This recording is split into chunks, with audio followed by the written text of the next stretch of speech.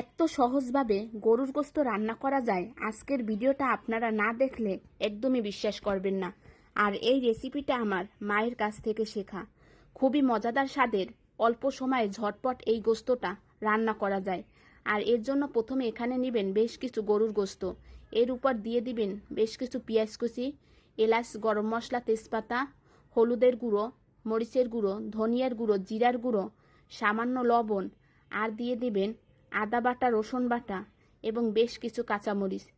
এই সব মশলা দিয়ে এর উপরে দিয়ে দিবেন সামান্য রান্নার তেল। আর তেলটা দিয়ে এটাকে ভালোভাবে মেরিনেট করে নেবেন। মাংসটা যত ভালোভাবে মেরিনেট করে বেশ কিছু সময় রেখে দিবেন, এটা খেতে কিন্তু বেশ মজাদার হবে এবং মাংসটা তাড়াতাড়িও সিদ্ধ হবে। মাংসটা বেশ কিছু সময় এভাবে মাখাজাখা করে মেরিনেট করে রেখে দিবেন। আর আজকে আমি এই মাংসটা রান্না করব প্রেশার কুকারে। আর প্রেশার কুকারে রান্না করলে মাংসটা কিন্তু তাড়াতাড়ি হয়ে যাবে।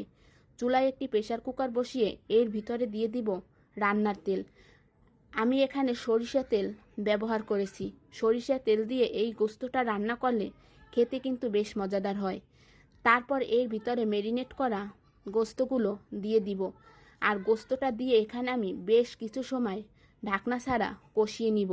আর এভাবে যদি প্রেশার কুকারে এভাবে গোশতটা কষিয়ে রান্না করেন তাহলে কিন্তু এ থেকে মশলার যে স্মেলটা থাকে এটা কিন্তু দূর হবে এবং গোশতটা খেতেও কিন্তু ভারী মজাদার হবে। তারপর আমি এর ভিতরে দিয়ে দিব বেশ কিছু আলু দিয়ে এটাকে ভালোভাবে নাড়াচাড়া করে সব উপকরণ মিশিয়ে নিব।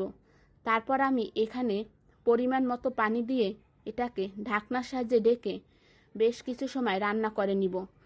যখন 2 থেকে 3টা সিটি দিয়ে দিবে প্রেশার কুকারে, তখন গোশতটা পারফেক্টভাবে সিদ্ধ হয়ে যাবে।